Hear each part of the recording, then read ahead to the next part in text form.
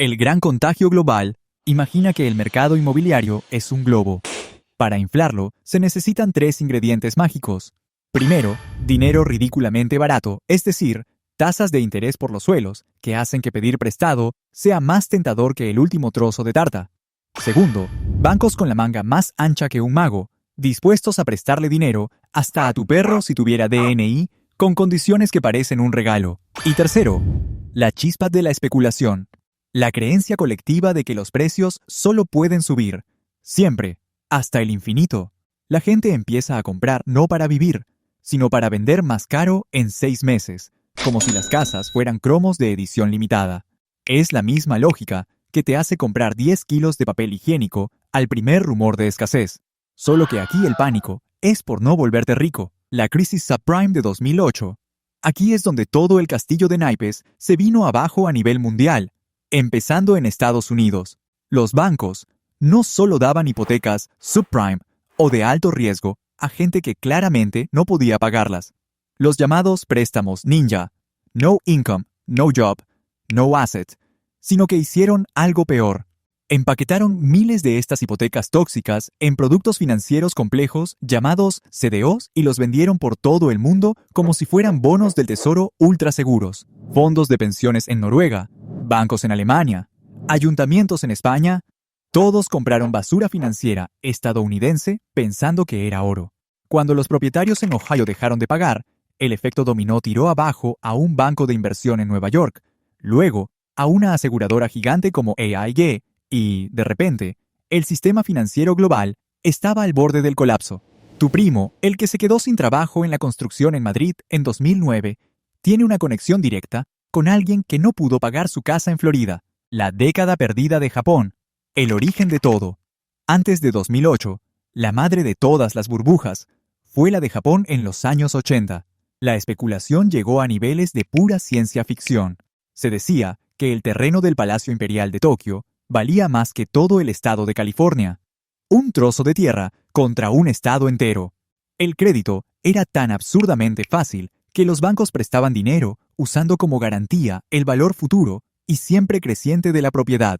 Cuando el Banco de Japón subió los tipos de interés en 1989 para enfriar la locura, el globo no se desinfló, explotó violentamente. El mercado bursátil y el inmobiliario se desplomaron.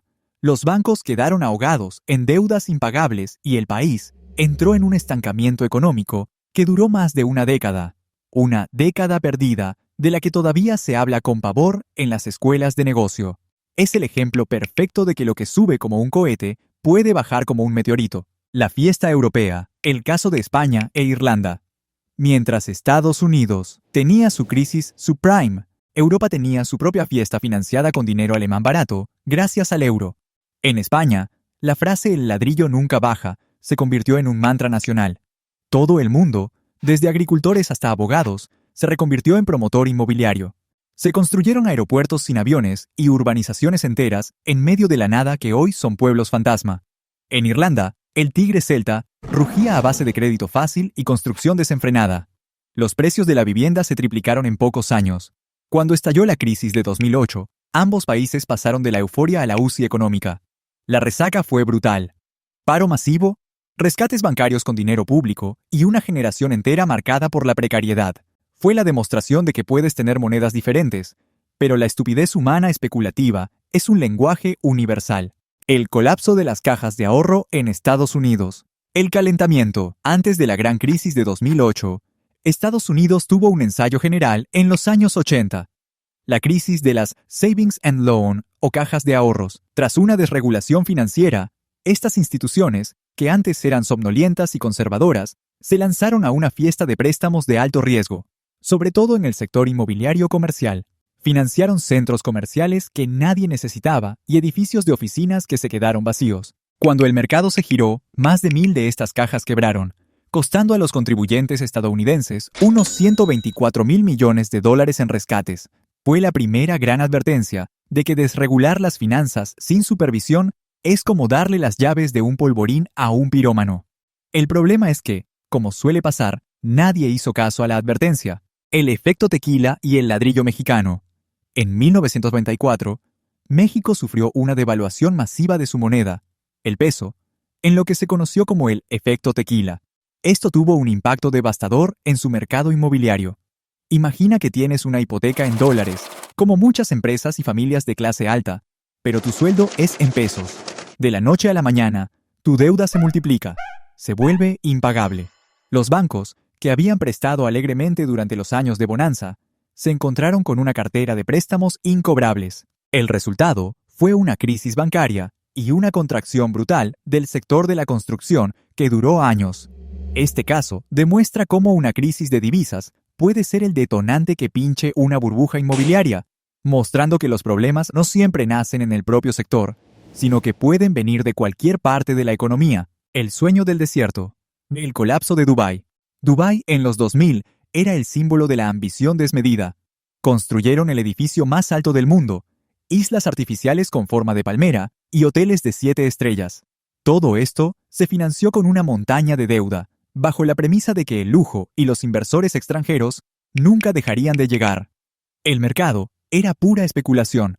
La gente compraba apartamentos sobre plano y los revendía con beneficios enormes meses después, sin ni siquiera haber puesto un pie en ellos. Cuando la crisis financiera global de 2008 cortó el grifo del crédito internacional, el sueño se convirtió en pesadilla. Proyectos faraónicos se paralizaron. Los precios se desplomaron más de un 50% y los expatriados abandonaban el país, dejando sus coches de lujo abandonados en el aeropuerto para escapar de las deudas. Dubái fue un espejismo de riqueza construido sobre la arena de la deuda. El gigante, con pies de barro, Evergrande y las ciudades fantasma chinas. La versión china de la crisis inmobiliaria es única. Durante décadas, el crecimiento de China se basó en una fórmula: construir, construir y construir más. El sector inmobiliario llegó a representar casi un tercio de su PIB. El problema es que construyeron mucho más de lo que la gente necesitaba, creando ciudades fantasma con millones de apartamentos vacíos. Empresas como Evergrande se endeudaron hasta niveles astronómicos para financiar estos proyectos. La crisis llegó cuando el gobierno chino, preocupado por la burbuja, restringió el crédito a los promotores. De repente, Evergrande, con una deuda de más de $300.000 millones, no pudo pagar a sus proveedores ni terminar sus proyectos.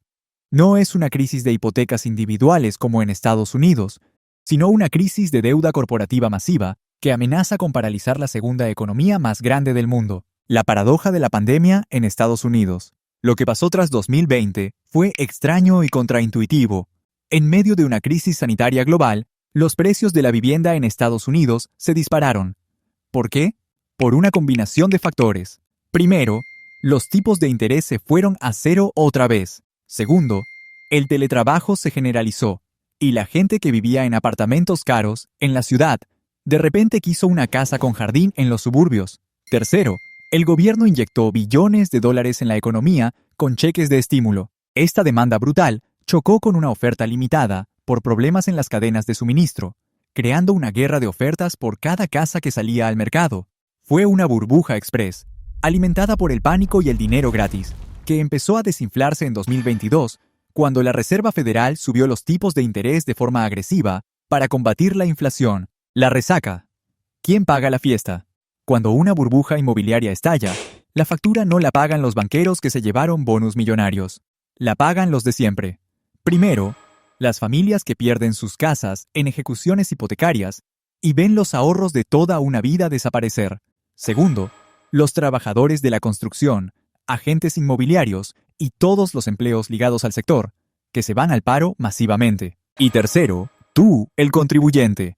Porque cuando los bancos, demasiado grandes para caer, están al borde de la quiebra, los gobiernos suelen usar dinero público para rescatarlos, socializando las pérdidas después de que unos pocos privatizaran las ganancias. Es la cruda realidad. La fiesta es privada, pero la limpieza de después es pública. El peligro del riesgo moral. Aquí entra un concepto clave, el riesgo moral. Si un banco sabe que, si las cosas van mal y sus apuestas arriesgadas fallan, el gobierno vendrá a rescatarlo con el dinero de todos. ¿Qué incentivo tiene para ser prudente? Ninguno. Al contrario, tiene un incentivo perverso para tomar riesgos cada vez mayores, porque si gana, se lleva todo el beneficio, y si pierde, el contribuyente asume el coste. Los rescates bancarios de 2008, aunque quizás necesarios para evitar un colapso total, crearon un precedente peligroso. Es como decirle a un adolescente, con un coche deportivo que no se preocupe por los accidentes, que papá siempre le comprará uno nuevo. ¿Cómo crees que conducirá? ¿Cómo detectar una burbuja? Antes de que te explote en la cara. No necesitas un doctorado en economía para oler el peligro. Hay señales claras. 1. Cuando tu taxista, tu peluquero o tu cuñado te empiezan a dar consejos sobre inversión inmobiliaria como si fueran Warren Buffett. 2. Cuando ves una grúa en cada esquina de tu ciudad y se anuncian promociones inmobiliarias con eslóganes como «Compra ahora» o «Te arrepentirás toda la vida». 3. Cuando los bancos empiezan a anunciar hipotecas al 110%, que no solo te cubren la casa, sino también los muebles y un coche nuevo.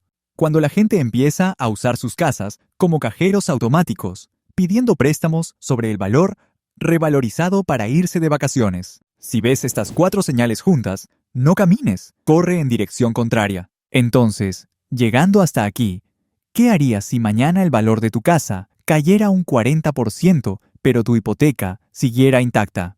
Y mientras lo piensas, deberías ver este otro video sobre todos los glitches de dinero infinito que ya deberías conocer.